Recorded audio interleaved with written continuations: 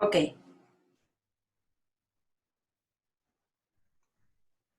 bien, creo que estamos todos otra vez.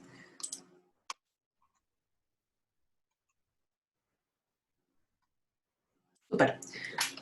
Ok, entonces tenemos estas tres partes de las columnas, la parte más importante y de hasta arriba el capitel, el fuste, la parte alargada y el basamento.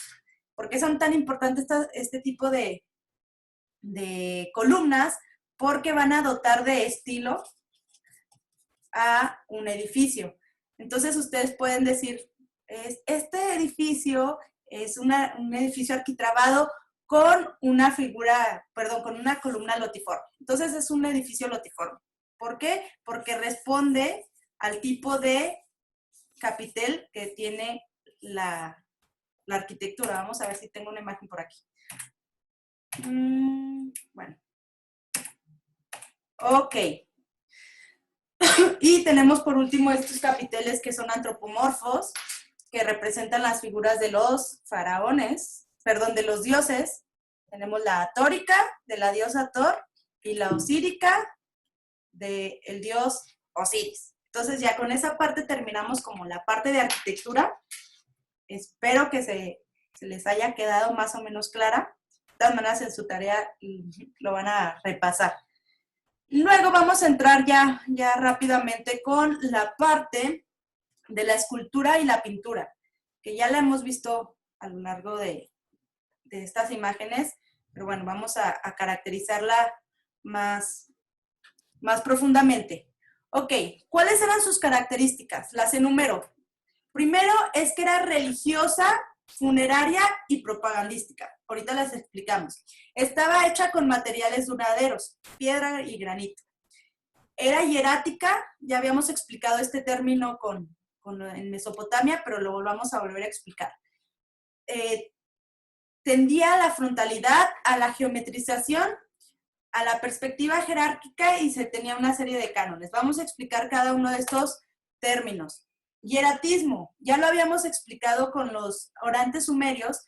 Cuando una figura está hierática es que está inexpresiva, está como en una posición muy rígida y normalmente esta inexpresión significa que está como en otro plano terrenal, o sea, no, si tú ves esta figura, como que no sientes, o no sé si les pasa, que no sienten como esta interacción, no siento como una familiaridad con la figura, como si estuviera viendo a través de mí, como si yo no fuera importante y sus ojos estuvieran viendo más allá de lo que está como en este plano terrenal. A eso se refiere como esta expresión de hieratismo, como esta rigidez y esta inexpresión pues en la mirada y en la expresión facial. Luego, otra característica bien importante de la arquitectura, más bien de la escultura en Egipto, era su frontalidad. Creo que también ya lo había explicado en Mesopotamia. Tienen como mucha similitud porque son como todavía esculturas muy arcaicas. Entonces, pues tienen casi los mismos términos. ¿A qué se refiere esta frontalidad? Cuando tú ves una escultura, imagínense mi escultura. Hay varias formas de ver una escultura, creo que ya también lo había dicho.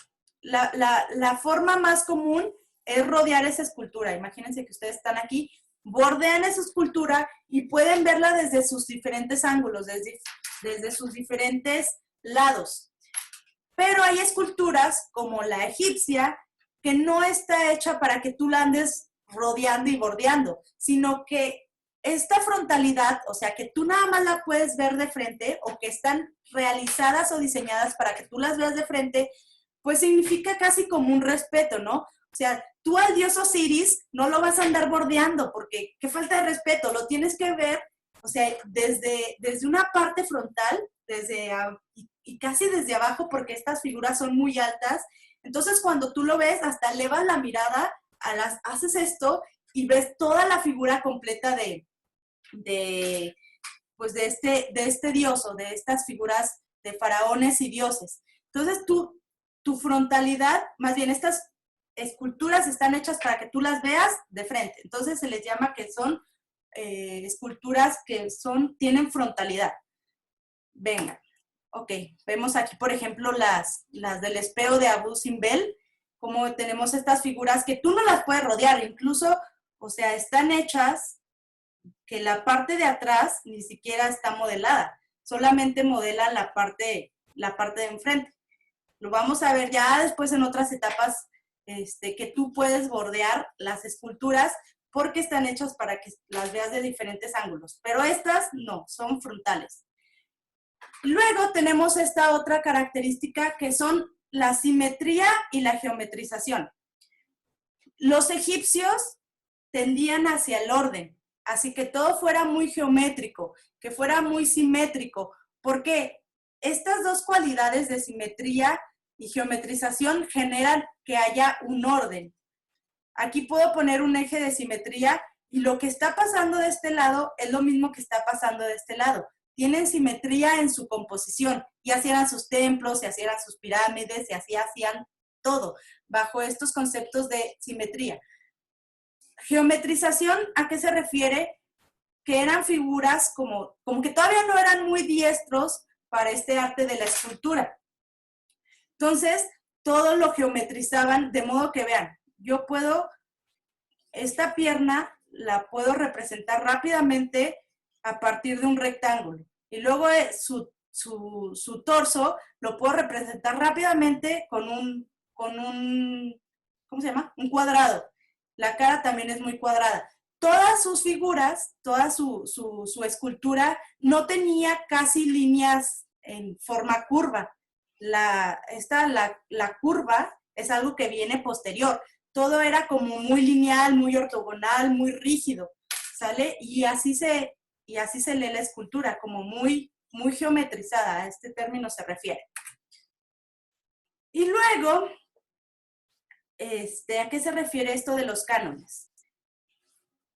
Los egipcios, los escultores egipcios, si tú querías ser un escultor en el antiguo Egipto, no podías ahí dibujar más bien no podías esculpir lo que se te ocurriera. Había ciertos temas a los cuales tú podías hacer. En este caso, se valían como de ciertas reglas. Cánones es igual a reglas. Entonces, por ejemplo, si tú ibas a representar a un hombre, tenías que ponerle estos colores. El color de piel que manejaban en los hombres eran como con estos terracotas, como este terroso. Y a las mujeres siempre se le representaba con este tono de piel como más claro. Y luego, las mujeres siempre tenían que ir vestidas, no podían ir como en otra forma. No tenías como tu libertad de expresión, sino que tenías como ciertas reglas para representar. Luego las figuras, como ya lo vimos, eran como muy geométricas. Vean, tienen aquí el eje de simetría clarísimo. O sea, no te podías salir como de esos parámetros porque pues, no era correcto. Luego se representaban también temas en las mastabas o en las tumbas, en estas pequeñas cámaras, se hacían estas figuras de los faraones que representaban al faraón que estaba pues enterrado. Pero vean otra vez el tema de la escultura, figuras muy geometrizadas. Yo aquí puedo poner un triángulo y resuelve perfecto esta figura, otro triángulo, un rectángulo, están geometrizadas y pongo un eje de simetría y lo mismo que está pasando de este lado, está pasando de este lado. Entonces, figuras geométricas, frontales, como siguiendo estos mismos temas. Luego, bueno, aquí tenemos cancelar. Estas eran como las representaciones de los orantes, más bien, tienen como el mismo tamaño de los orantes sumerios, eran como figurillas pequeñas que también se ponían en las tumbas de los faraones. Ok, otra de las características de la escultura egipcia es la monumentalidad. Aquí me faltó ponerle nombre. Monumentalidad. ¿A qué se refería? Que eran pues muy grandes. O sea, si yo pongo aquí la escalita humana, pues es muy chiquita en respecto al tamaño que tienen estas figuras. Ya lo vimos, ¿por qué? Porque la escala que sea monumental te muestra que es algo pues grande, que es algo poderoso y que es algo enorme. Entonces eran monumentales. Y pues el tema de los híbridos, que representaban figuras antropomorfas con figuras zoomorfas. También ese se retoma de Mesopotamia, teníamos estos, ¿recuerdan estos toros alados que se ponían en las puertas de las entradas a las murallas? Pues aquí se vuelve a retomar este tema. Por ejemplo, tenemos la esfinge, que es como bien representativa de la escultura egipcia. Ok, bueno, esto no vamos a entrarnos en eso.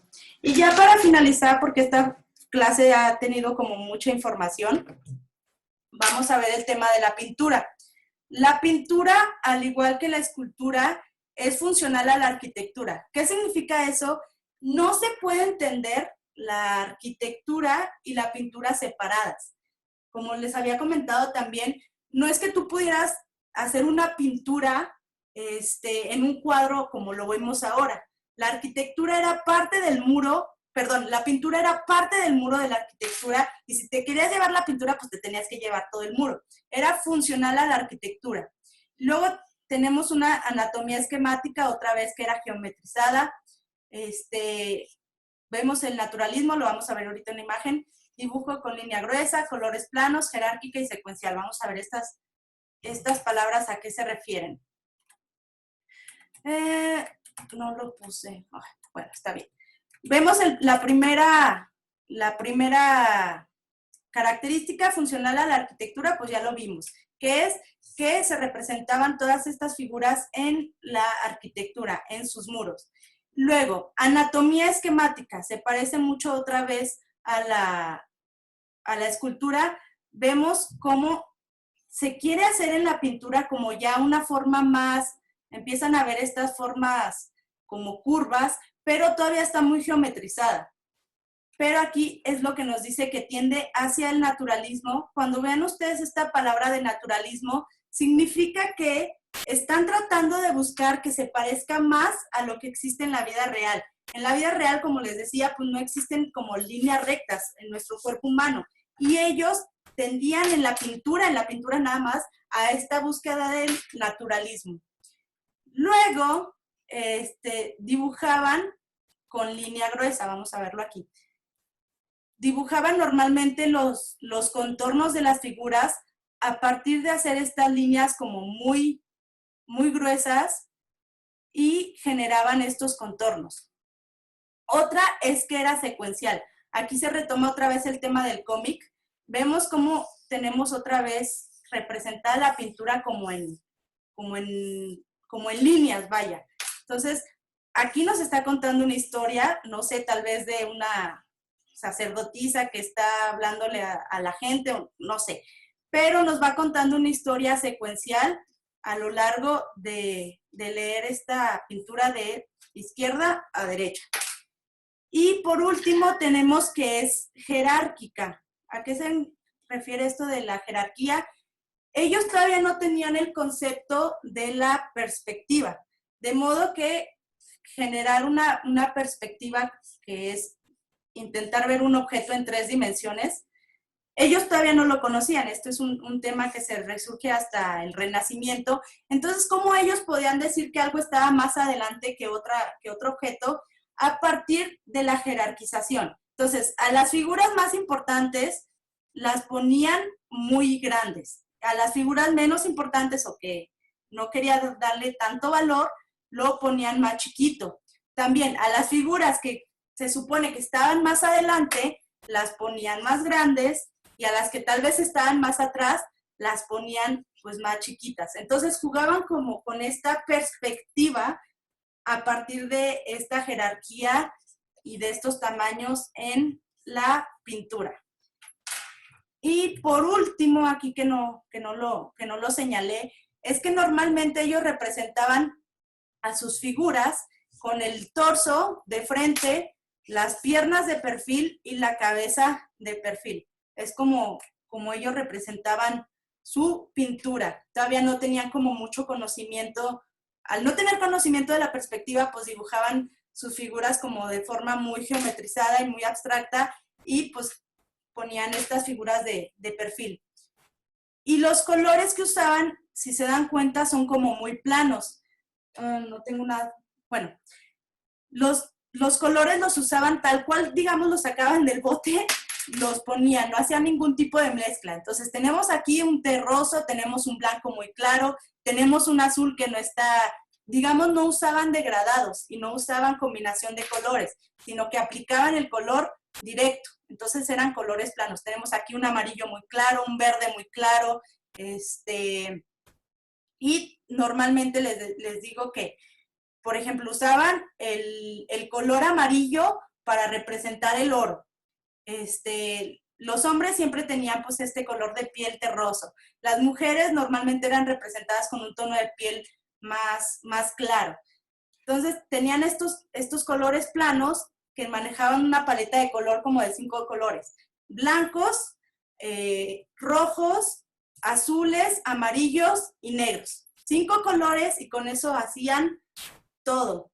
Entonces, bueno, con esta parte terminamos la parte de escultura y pintura. Yo sé que es mucho Maestra, contenido para una clase. Dime, ¿de dónde sacaban los colores? normalmente ¿Eran igual del mismo material?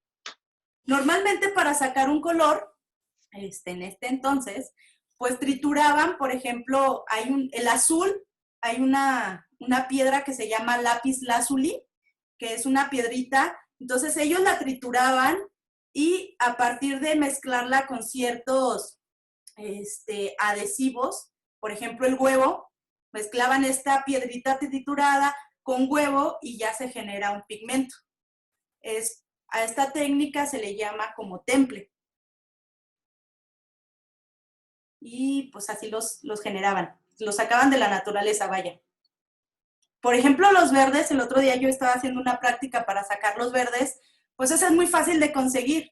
¿Por qué? Porque lo consigues desde una plantita, la trituras y generas pues como ese colorante, ¿vale? Entonces, ellos, a partir de lo que tenían en la naturaleza, generaban estos pigmentos que lo combinaban con huevo, con grasas, y era la forma en la que se adherían a algún tipo de superficie. ¿Alguna otra duda?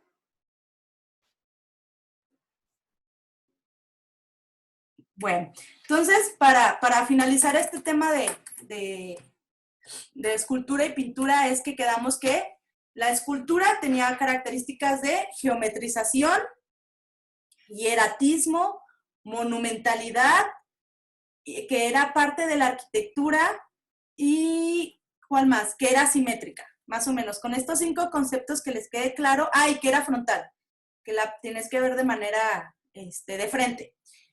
Con estos 6 conceptos que les queden claros y que puedan estudiar mejor, pues ya les queda claro de qué tipo de escultura hacían los egipcios. Y en cuanto a la pintura, las características son que estaba adosada a la arquitectura, los colores que usaban eran planos, tenían una paleta de 5 colores, azul, azul, rojo, amarillo, negro y blanco. Su paleta de 5 colores. No los mezclaban, por eso eran colores planos. Normalmente el cuerpo lo representaban de manera frontal el torso, las piernas y la cabeza de perfil. Y luego las líneas que hacían eran gruesas, marcaban muchísimo los contornos, ¿vale? No manejaban la perspectiva, de modo que para poder manifestar este tema de cercanía o lejanía, hacían las figuras o más chiquitas o más grandes.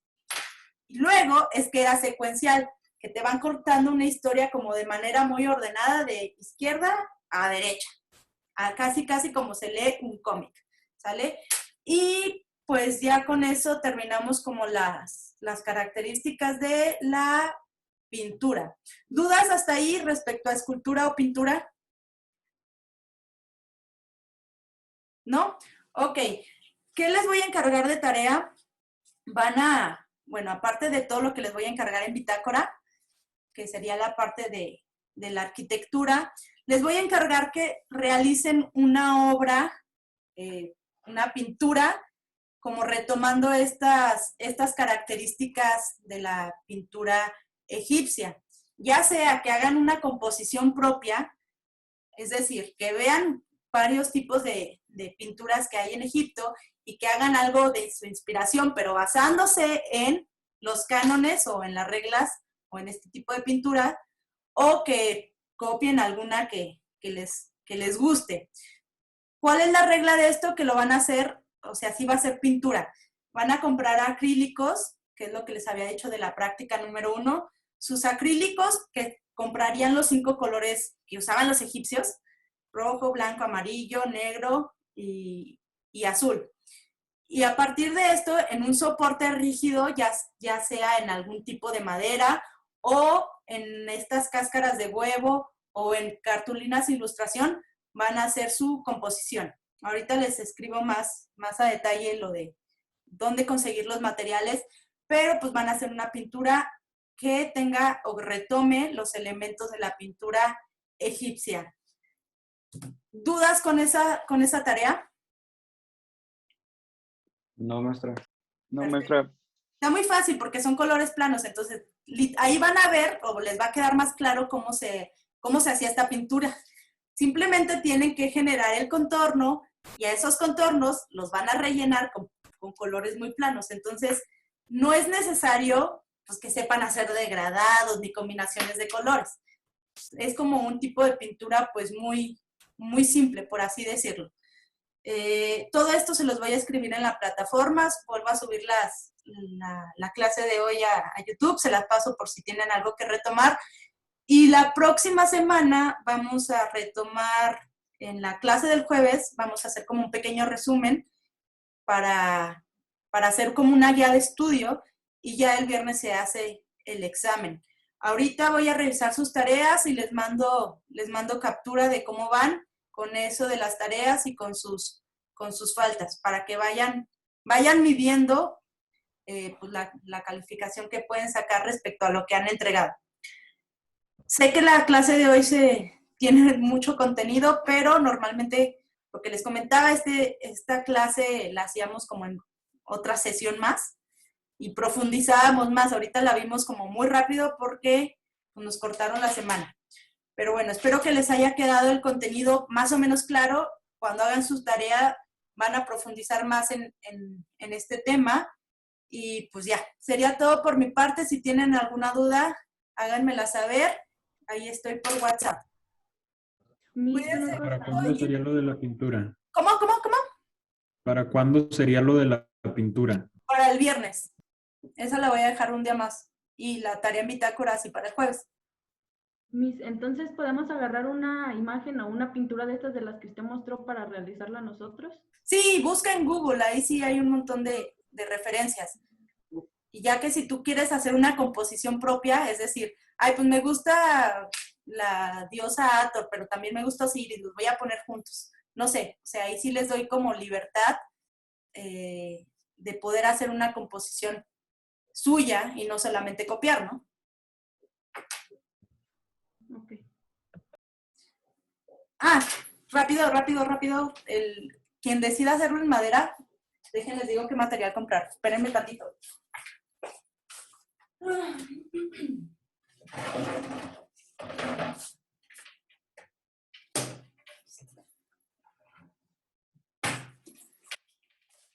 Para quien decida hacerlo en madera, pueden comprar madera de triplay. La consiguen en cualquier carpintería, más o menos como de 1 centímetro de grueso o medio centímetro, no importa.